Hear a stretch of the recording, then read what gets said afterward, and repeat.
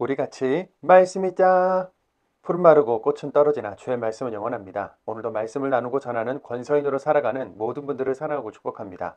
오늘 우리가 함께 살펴볼 내용은 1. 자기를 위해서 보물을 쌓아두지만 하나님을 향하여는 부유하지 못한 사람. 2. 지금 이때가 어느 때인지는 알지 못하나요? 3. 갑작스러운 사고와 죽음은 모두 죄의 값인가? 4. 잔치 초대를 거절한 사람들에게 화가 치민 집주인. 5. 제자와 소금입니다. 먼저 첫 번째, 자기를 위해서 보물을 쌓아두지만 하나님을 향해서는 부유하지 못한 사람입니다. 어떤 사람이 유산 문제로 예수님께 나왔는데 예수님은 지나친 욕심에서 스스로를 지키라고 하시면서 한 부자의 비유를 말씀하시는데요. 재물을 넉넉하게 모은 어느 부자가 속으로 생각합니다. 누가복음 12장 19절입니다. 그리고 나 스스로에게 말해야지. 너는 내가 여러 해 동안 쓸 좋은 것들을 많이 쌓아놓았어. 그러니까 푹 쉬고 먹고 마시고 즐겨. 그리고 그에 대한 하나님의 말씀은 이렇습니다. 누가복음 12장 20절에서 21절입니다. 분별 없는 사람아, 이 밤에 너의 목숨을 너한테서 되찾아갈 텐데 그러면 내가 준비해둔 것은 누구의 것이 될까? 자기를 위해서 보물을 쌓아두지만 하나님을 향하여는 부유하지 못한 사람이 이와 같습니다. 아멘. 비유는 재물을 많이 가진 것 자체가 죄라는 이야기거나 하나님이 부자들에게 횡포를 부리시겠다는 이야기가 아닙니다. 나의 삶에 하나님의 도우심과 은혜가 있다는 것을 기억하고 하나님이 주신 청지기의 정신으로 살라. 가난하고 힘든 사람들을 살리는 일을 감당하면서 하나님을 향해서도 부유하게 하라. 먹고 살 것 너무 걱정하지 말고 아버지의 나라를 찾으라는 이야기를 하기 위해 비유로 설명하신 내용인 것이죠. 두 번째, 지금 이때가 어느 때인지는 알지 못하나요입니다. 예수님은 하나님의 나라를 구하며 사는 삶이란 주인이 돌아올 때를 기다리며 깨어있는 종과 같아야 한다고 하십니다. 그리고 이어서 불을 땅에 던지러 왔다. 가족끼리 서로 맞서고 갈라서게 될 것이라고 말씀하시는데 이 부분은 이해가 좀 어렵지요. 예수님 하면 평화, 생명, 구원인데 말입니다. 누가복음 12장 51절입니다. 땅에 평화를 주려고 내가 와 있는 걸로 생각되나요? 천만에요. 그대들에게 말합니다만 오히려 갈라놓으러 왔습니다. 그런데 평화의 왕으로 오셨다는 말씀, 요한복음 3장 16절에 구원과 영생의 말씀, 그리고 본문에 불을 땅에 던지러 왔고 갈라 넣으러 왔다는 말씀은 모두 다 같은 메시지입니다. 세상을 구원하러 오셨으나 그 구원을 거절한 사람에게는 구원이 곧 심판인 것인데요. 가족 혈연이라고 믿음을 나눠줄 수 없고 가족이라도 진리와 진리가 아닌 것, 구원과 심판은 갈라질 수밖에 없다는 내용입니다. 그리고 이어서 자연의 징조는 알아보면서 왜 지금의 이 영적인 때는 알아보지 못하느냐고 하시는데요. 누가복음 12장 56절입니다. 겉다르고 속 다른 사람들, 땅과 하늘의 변화는 알아볼 줄 알면서 어떻게 해서 당신들은 지금 이때가 어느 때인지는 알지 못하나요? 아멘. 하나님의 나라가 임하고 있다는 것을 알아보라. 하나님의 아들 나 예수가 하는 말, 회개하라. 천국이 가까이 왔다는 말을 받아들이라. 구원과 심판이 동시에 임할 것이다. 긴 시간 동안 열변을 토하시는 예수님의 목소리가 들리시기 바랍니다. 세 번째, 갑작스러운 사고와 죽음은 모두 죄의 값인가입니다. 예수님 당시 사회적으로 비극적인 두 참사가 일어났는데요. 하나는 빌라도가 제사, 오늘날의 예배를 위해 예루살렘에 방문한 갈릴레아 사람 여럿을 무참하게 학살한 후에 그 피를 섞어 이방 제사에 사용한 사건이고, 다른 하나는 예루살렘에 제사하러 온 순례객들의 쉼터가 있는 실로암의 탑이 무너져 18명이 한꺼번에 죽은 사건이었습니다. 모두 예배드리러 왔다가 갑작스러운 학살과 사고로 목숨을 잃게 된 것인데요. 당시 유대인들은 율법주의, 인과응보적인 생각 때문에 죽은 사람들이 큰 죄를 지어서 심판을 받은 것이라고 판단했습니다. 그러나 예수님은 그들이 특별히 당신들보다 더 큰 죄인이어서가 아니다. 그러니 언제 임할지 모를 마지막 때를 기억하며 회개하는 삶을 살라고 하시면서 열매 없는 무화과나무 비유를 설명해 주시지요. 열매가 없으면 배임을 당하는 무화과나무처럼 회개의 열매, 믿음의 열매가 없으면 다가올 심판을 견딜 힘이 없게 됩니다. 베드로후서 3장 9절입니다. 주님은 약속을 이루시는데 늑장 부리지 않으십니다. 몇몇 사람들이 늑장 부리신다고 생각하지만 그렇지 않습니다. 오히려 주님은 여러분을 위해 참고 계시는 것입니다. 아무도 멸망하지 않고 모두가 기회를 얻어 회개하기를 바라시기 때문입니다. 아멘. 네 번째, 잔치 초대를 거절한 사람들에게 화가 치민 집주인입니다.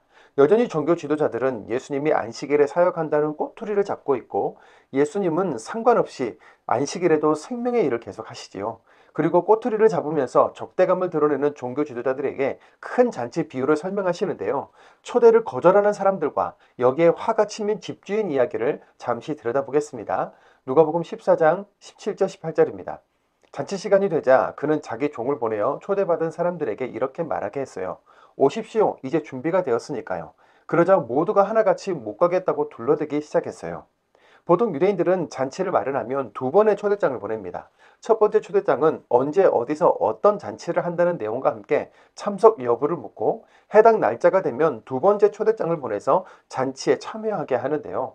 본문에서 잔치를 거절한 사람들은 첫 번째 초대장을 받고 참석한다고 해놓고서 잔치 시간이 다 된 시점에 두 번째 초대장을 받고 거절한 것으로 이는 유대 사회에서 잔치 주인을 모독하는 행위이기도 했습니다. 누가복음 14장 21절입니다. 종이 돌아와서 자기 주인에게 이것들을 알렸어요. 그때 화가 치밀어서 집주인이 자기의 종에게 말했어요. 여기저기 도시의 크고 작은 거리로 빨리 나가거라.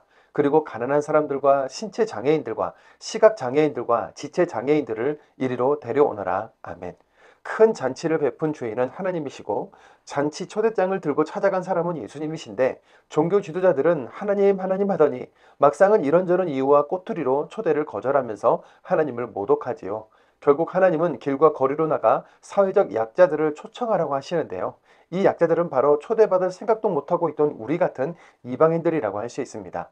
세상의 주인이신 하나님 나라의 잔치와 구원을 거절하는 것, 그 자체가 심판이라는 것 연결되시면 좋겠습니다.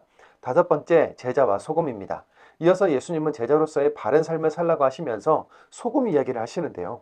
제자로서의 삶과 소금 이야기는 무슨 연관이 있을까요? 당시의 소금은 짠맛을 내는 유일한 천연 조미료였습니다. 제자들도 구원의 좋은 소식, 복음을 전하는 유일한 정체성, 사명, 맛이 있다는 것이죠. 제자로서의 정체성, 사명을 잃어버리면 짠맛을 잃은 소금처럼 버려지고 의미가 없어진다는 비유입니다. 우리 모두 예수의 길을 따르는 제자들인데요. 제자의 맛, 본분, 이 정체성과 사명을 잃어버리지 말고 살아갑시다. 말씀을 읽겠습니다. 누가복음 12장입니다. 누가복음 12장. 수많은 무리가 모여들어서 서로에게 밟힐 정도가 되었다. 그때 예수님이 먼저 자기 제자들한테 말씀하시기 시작하셨다. 바리새파 사람의 누룩에 경계심을 가지세요. 겉다르고 속다른 것을요. 꼭꼭 숨겨놓은 것이고 들통나지 않을 것이 하나도 없고 숨겨둔 것이고 알려지지 않을 것이 없습니다. 그런 까닭에 그대들이 어둠 속에서 말한 것을 사람들은 빛 가운데서 다 들을 겁니다. 또 그대들이 뒷방에서 귀에다 대고 말한 것을 사람들은 지붕 위에서 선포할 겁니다. 내 친구인 그대들에게 말합니다. 몸은 죽이지만 그 다음에는 아무것도 더 할 수 없는 이들을 두려워하지 마세요. 누구를 두려워해야 할지 그대들에게 가르쳐 보여줄게요. 죽인 뒤에 지옥에 던져 넣을 권한을 가진 분을 두려워하세요. 그래요. 그대들에게 말합니다. 이분을 두려워하세요. 참새 5마리가 두 아사리온에 팔리지 않나요? 그것들 가운데 하나까지도 하나님 눈길에서 벗어난 적이 없습니다. 게다가 하나님이 그대들의 머리카락까지도 다 세어두셨습니다. 두려워하지 마세요. 그대들은 수두룩한 참새하고는 다릅니다. 그대들에게 말합니다. 누구라도 나를 사람들 앞에서 인정한다고 합시다. 그런 사람마다 인자도 그를 하나님의 천사들 앞에서 인정할 겁니다. 그러나 사람들 앞에서 나를 인정하지 않는 사람은 하나님의 천사들 앞에서 도무지 인정받지 못할 겁니다. 또 누구라도 인자를 거슬러 말을 하는 사람은 용서받을 겁니다. 그러나 성령님을 거슬러 모독하는 사람은 용서받지 못할 겁니다. 사람들이 그대들을 회당으로 통치자와 관리자들한테로 끌고 간다고 합시다. 그럴 때 그대들은 어떻게 무엇으로 자기를 변호할지 또한 무엇을 말해야 할지 걱정하지 마세요. 반드시 해야 할 말을 성령님께서 바로 그 시간에 그대들에게 가르쳐 주실 테니까요. 무리 가운데 어떤 사람이 예수님께 말씀드렸다. 선생님, 제 형제에게 말해서 유산을 저와 나누라고 해주세요. 예수님이 그에게 말씀하셨다. 이봐요, 누가 나를 재판관이나 조정관으로 당신들 위에 세웠습니까? 예수님이 그들에게 말씀하셨다. 주의하세요. 온갖 지나친 욕심에서 그 스스로를 지키세요. 누군가에게 있는 재산이 남아 돌더라도 그 사람의 생명은 거기에 달린 것이 아니기 때문입니다. 예수님이 그들에게 비유를 하나 말씀하셨다. 어떠한 부유한 사람의 땅에 농사가 잘 되었습니다. 그는 속으로 곰곰이 생각해 보았어요. 내가 무엇을 해야 할까? 곡식을 모아드릴 곳이 없으니 말이야. 그는 말했습니다. 이렇게 해야지 나의 광들을 헐고 더 크게 짓는 거야. 그리고 모든 곡식과 좋은 것들을 거기로 모아드리는 거야. 그리고 나 스스로에게 말해야지. 너는 내가 여러 해 동안 쓸 좋은 것을 많이 쌓아놓았어. 그러니까 푹 쉬고 먹고 마시고 즐겨. 그런데 하나님은 그에게 말씀하셨습니다. 분별 없는 사람아, 이 밤에 너의 목숨을 너한테서 되찾아 갈 텐데 그러면 내가 준비된 것은 누구의 것일까? 자기를 위해서 보물을 쌓아두지만 하나님을 향하여는 부유하지 못한 사람이 이와 같습니다.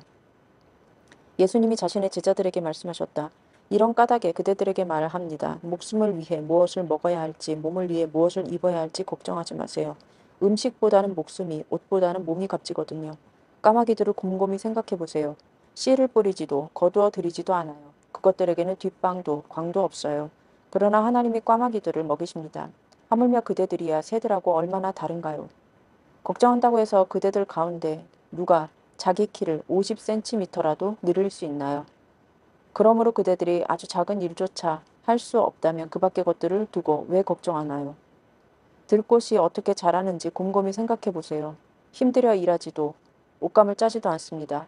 그런데 그대들에게 말합니다. 온갖 영광을 누린 솔로몬조차도 그 입은 것이 이 꽃들 가운데 하나만큼도 되지 못했습니다.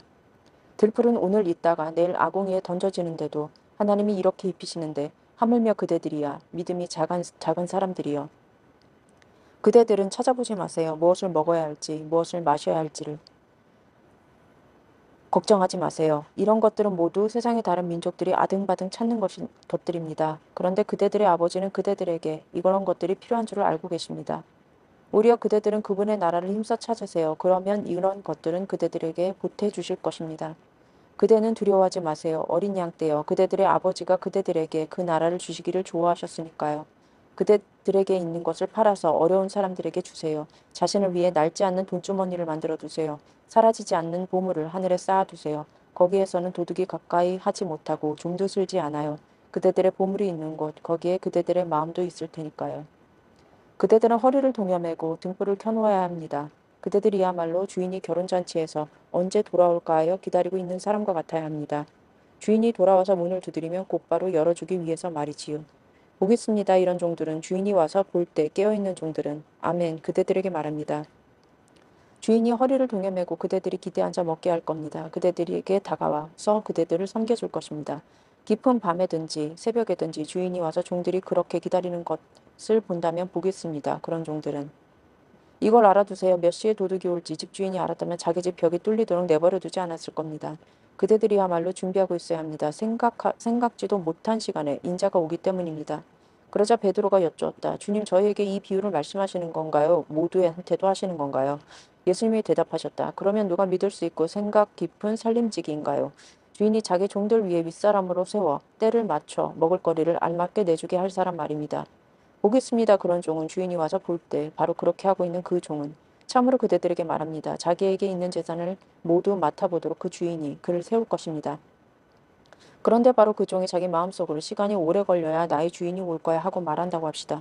그러고는 자기가 부리는 남자들과 여자들을 때리고 먹고 마시고 취하기 시작한다고 합시다. 그러면 예상하지 못한 날, 알지 못하는 시간에 바로 그 주인이 올 겁니다. 그리고 그 종을 베어버려서 믿지 않는 사람들과 한자리에 그를 둘 겁니다. 바로 그 종이 주인의 뜻을 알고도 자기 주인의 뜻에 맞춰 준비하지도 실행하지도 않는다고 합시다. 그러면 그 종은 매를 많이 맞을 겁니다. 그러나 알지 못해서 매 맞은 일을 한다면 그는 매를 조금 맞을 겁니다. 받은 것이 많은 사람마다 요구도 많이 받을 겁니다. 또 많이 맡긴 사람한테는 훨씬 더 많이 달라고 하실 겁니다. 불을 땅 위에 던지러 내가 왔습니다. 이미 불이 붙었다면 얼마나 좋을까요? 그러나 나는 받아야 할 세례가 있어요. 그 일이 끝날 때까지는 내가 얼마에 시달리는지요. 땅에 평화를 주려고 내가 와 있는 걸로 생각되나요? 천만에요. 그대들에게 말합니다만 오히려 갈라놓으러 왔습니다. 이제부터 한 집에 사는 다섯이 갈라질 것이기 때문입니다. 셋이 둘에 또 둘이 셋에 맞서 갈라질 것입니다. 사람들이 갈라질 겁니다. 아버지가 아들에 맞서 또 아들이 아버지에 맞서서요. 또 어머니가 딸에 맞서 또 딸이 어머니에 맞서서요. 시어머니가 며느리에 맞서 또 며느리가 시어머니에게 맞서서요. 예수님이 여러 무리에게도 말씀하셨다. 서쪽에서 구름이 떠오르는 것을 볼 때면 곧바로 여러분이 이렇게 말합니다. 소나기가 오겠구나. 실제로 그렇게 됩니다. 남쪽에서 바람이 불어올 때면 여러분은 이렇게 말합니다. 불볕 더위가 있겠네. 실제로 그렇게 됩니다. 겉다르고 속다른 사람들, 땅과 하늘의 변화는 알아볼 줄 알면서 어떻게 해서 당신들은 지금 이때가 어떤 때인지는 알지 못하나요? 도대체 여러분은 왜 올바른 일을 스스로 알아서 판단하지 않으세요? 그대를 고발하는 사람과 함께 법정에 갈 때 길에서 그 사람과 화해하도록 노력하세요. 그렇지 않으면 그 사람이 그대를 재판관에게 끌고 갈 겁니다. 그러면 재판관이 그대를 집행관에게 넘겨주고 집행관은 그대를 옥에 던져 넣을 겁니다. 그대에게 말합니다. 그대는 거기서 절대로 나오지 못할 겁니다. 마지막 랩돈까지 싹 갚기 전에는요. 누가복음 13장. 바로 그때 몇몇 사람이 곁에 있다가 갈릴레아 사람들에 대해 예수님께 알려드렸다. 빌라도가 갈릴레아 사람들을 죽여서 그 피를 그들의 희생제물과 섞었다는 것이었다. 예수님이 그대들에게 대답하셨다. 여러분이 생각하기에는 이 갈릴레아 사람들이 다른 모든 갈릴레아 사람들보다 더 나쁜 죄인인가요? 그들이 이런 일을 겪었기 때문에요. 천만에요. 여러분에게 말합니다만 회개하지 않으면 여러분도 모두 그렇게 똑같이 죽을 겁니다. 또는 저 18사람, 곧 실로암에서 탑이 무너져 내리는 바람에 죽은 사람들은 어떤가요? 여러분이 생각하기에는 그들이 갚을 죄의 빚이 예루살렘에 자리 잡고 사는 다른 모든 사람보다 더 많은가요? 천만에요. 여러분에게 말합니다만 회개하지 않으면 여러분 모두가 그렇게 마찬가지로 죽을 겁니다. 예수님이 이런 비유를 말씀하셨다. 무화과 나무를 어떤 사람이 자기 포도밭에 심어 놓았어요. 그러고 와서 무화과 나무에서 열매를 얻으려고 했어요. 그러나 찾아내지를 못했어요. 마침내 그가 포도밭 일꾼에게 말했어요. 보시오, 3년째 내가 와서 이 무화과 나무에서 열매를 얻으려 하는데 찾아내지를 못하고 있어. 그러니까 그것을 베어버리시오. 뭐하라 땅까지 거칠어지게 한단 말이오.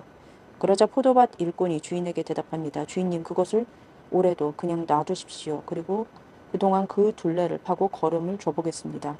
그렇게 하면 다음 해에는 열매를 맺을 수도 있잖아요. 그래도 맺지 않으면 베어버리시지요. 예수님이 안식일에 여러 회당 가운데 한 곳에서 가르치고 계셨다. 그런데 보라, 어떤 여자가 있었다. 아프게 하는 영에 18태 동안 붙들려 있는 여자였다. 그는 척추 장애인이었고 몸을 똑바로 펼 수가 없었다. 그를 보시고 예수님이 가까이 불러서 말씀하셨다. 자매님, 자매님은 아픈 데서 풀려났습니다. 그러고는 그에게 두 손을 얹으셨다. 그러자 곧장 몸이 바르게 펴졌고 그가 하나님께 영광을 돌렸다. 그런데 회당 지도자는 몹시 화를 냈다. 안식일에 예수님이 그 여자를 고쳐주셨기 때문이다. 회당 지도자가 무리에게 말했다. 일하도록 정해놓은 날이 6일이나 있습니다. 그러니 그동안에 와서 고침받으세요. 안식일 날에는 그렇게 하지 마세요. 주님이 회당 지도자의 말을 받아 말씀하셨다. 겉다르고 속다른 당신들. 안식일에 당신들도 저마다 자기 소나 나귀를 외양간에서 풀어주고 끌고 가서 물을 마시게 하지 않소? 이 여자는 아브라함의 딸인데 사탄이 묶어두었소. 무려 18해 동안 말이오. 그런데도 안식일 날에는 이렇게 묵힌데서 풀려나서는 안 된단 말이요. 예수님이 이런 말씀을 하시자 예수님께 맞서던 사람들은 모두 몹시 창피했다.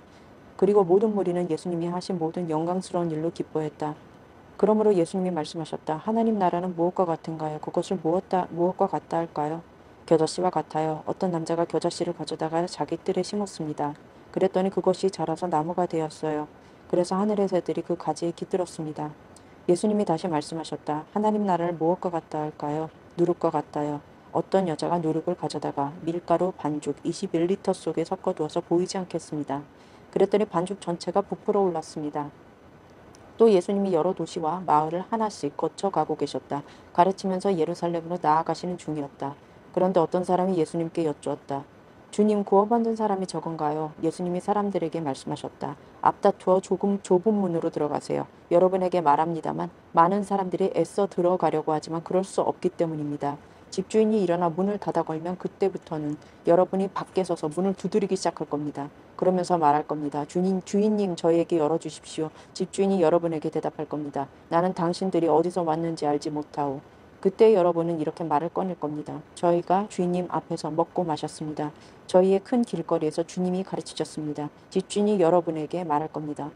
나는 어디서 왔는지, 당신들이 어디서 왔는지 나는 알지 못하오. 나한테서 물러서시오.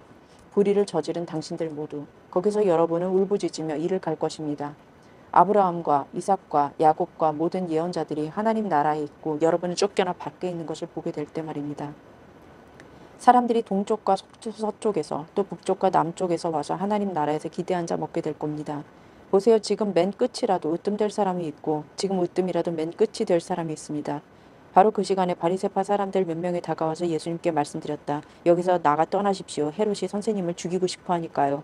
예수님이 그들에게 말씀하셨다. 가서 그 여호에게 말하세요. 보세요. 내가 귀신들을 쫓아내고 병 낫게 하는 일을 계속합니다. 오늘과 내일은요. 그리고 3일째 나는 일을 끝마칩니다. 그러나 오늘과 내일과 모레에는 내가 계속 가야만 합니다. 예언자가 예루살렘 바깥에서 죽는 일은 있을 수 없으니까요. 예루살렘아, 예루살렘아, 너는 예언자를 죽이고 하나님이 너에게 보내신 사람들에게 돌을 던지는구나. 내가 얼마나 여러 번 너희 자식들을 끌어모아 품으려 했던가. 어미 닭이 자기 새끼를 날개 아래로 모아들이듯이. 그러나 너희가 바라지 않았다. 보라, 너희 집이 너희에게 내버려진다. 그러나 너희에게 말한다. 너희가 이렇게 말할 때가 올 때까지 다시는 나를 보지 못할 것이다. 찬양 받으시기를 주님의 이름으로 오시는 분이. 누가복음 14장. 예수님이 안식일에 빵을 잡수시러 바리새파 지도자 가운데 어떤 사람의 집에 들어가셨을 때 일어난 일이다. 사람들이 예수님을 자세히 지켜보고 있었다. 그런데 보라, 몸 붓는 병을 앓고 있는 어떤 남자가 예수님 앞에 있었다. 이런 상황에 반응하여 예수님이 율법 전문가들과 바리새파 사람들에게 말씀하셨다. 안식일에 병을 고쳐주어도 괜찮은가요? 안 괜찮은가요? 그들은 아무 말도 하지 않았다. 예수님이 아픈 사람을 붙잡고 낫게 해주신 뒤에 떠나보내셨다. 그러고는 그들에게 말씀하셨다. 당신들 가운데 누가 자식이나 소가 우물에 빠지면 곧바로 끌어올리지 않겠소? 안식일 날이라고 해도 말이오. 이 말씀에 그들은 대꾸할 수 없었다. 예수님이 초대받은 사람들에게 비유를 말씀하셨다. 그들이 으뜸 가는 자리를 골라 잡는 것을 눈여겨보셨기 때문이다. 그들한테 이렇게 말씀하셨다. 그대가 어떤 사람한테서 결혼잔치에 초대받으면 으뜸 가는 자리에 기대 앉지 마세요. 그 사람이 그대보다 더 귀하게 여기는 사람을 초대했을지 모를 일이니까요. 그렇다면 그대와 그 사람을 초대한 사람이 와서 그대에게 말할 수도 있어요. 이분에게 자리를 내드리세요. 그러면 그때부터 그대는 창피하며 끝자리나 차지하게 될 겁니다. 오히려 초대받았을 때 가서 끝자리에 기대 앉으세요. 그러면 그대를 초대한 사람이 와서 그대에게 친구, 더 높은 데로 가까이 올라가요 하고 말할 겁니다. 그때 그대와 함께 기대 앉아 먹는 모든 손님 앞에서 그대가 명예를 얻게 될 겁니다. 스스로 높이는 사람은 모두 낮아질 것이지만 스스로를 낮추는 사람은 높아질 것이기 때문입니다. 예수님은 자기를 초대한 사람에게도 말씀하셨다. 그대가 점심이나 저녁을 낼 때면 친구들을 부르지 마세요. 형제 자매들도 친척들도 부자 이웃들도 부르지 마세요. 그리하여 그들도 답례로 그대를 초대하여 그대에게 되갚는 일이 없도록 하세요. 오히려 잔치를 베풀 때면 가난한 사람들, 신체 장애인들, 지체 장애인들, 시각 장애인들을 초대하세요. 그러면 그대는 복이 있을 겁니다. 그들은 그대에게 되갚을 수 없을 것이기 때문입니다. 올바른 사람들이 부활할 때에 하나님이 그대에게 되갚아 주실 겁니다. 함께 기대 앉아 먹던 사람들 가운데 어떤 사람이 이 말씀을 듣고서 예수님께 말씀드렸다. 복 있습니다. 하나님 나라에서 빵을 먹을 사람은. 예수님이 그에게 말씀하셨다. 어떤 사람이 저녁에 잔치를 크게 벌이고 많은 사람들을 초대했어요. 잔치 시간이 되자 그는 자기 종을 보내어 초대받은 사람들에게 이렇게 말했어요. 오십시오. 이제 준비가 되었으니까요. 그러자 모두가 하나같이 못 가겠다고 둘러대기 시작했어요. 첫 번째 사람이 종에게 말했어요. 내가 밭을 샀는데 어쩔 수 없이 나가서 그걸 살펴봐야 하네. 부탁이네. 나를 좀 봐주게. 다른 사람이 말했어요. 내가 소 5쌍을 샀는데 그것들을 시험해 보러 가는 길이네. 부탁이네. 나를 좀 봐주게. 또 다른 사람이 말했어요. 내가 결혼해서 아내를 맞았네. 이 때문에 갈 수가 없네. 종이 돌아와서 자기 주인에게 이것들을 알렸어요. 그때 화가 치밀어서 집주인이 자기 종에게 말했어요. 여기저기 도시의 크고 작은 거리로 빨리 나가거라. 그리고 가난한 사람과 신체 장애인과 시각 장애인과 지체 장애인들을 이리로 데려오너라. 또 종이 말했어요. 주인님 지시하신 일은 다 했습니다. 그래도 아직 빈자리가 있습니다. 주인이 종에게 말했어요. 큰 도로들과 울타리를 따라 난 길들로 나가거라. 사람들을 반드시 오게 해서 내 집을 채워라. 너희들에게 말하는데 초대받은 저 사람들 가운데 내 잔치를 맛볼 사람은 하나도 없을 것이다. 큰 무리들이 예수님과 함께 가고 있었다. 예수님이 돌아서서 그들한테 말씀하셨다.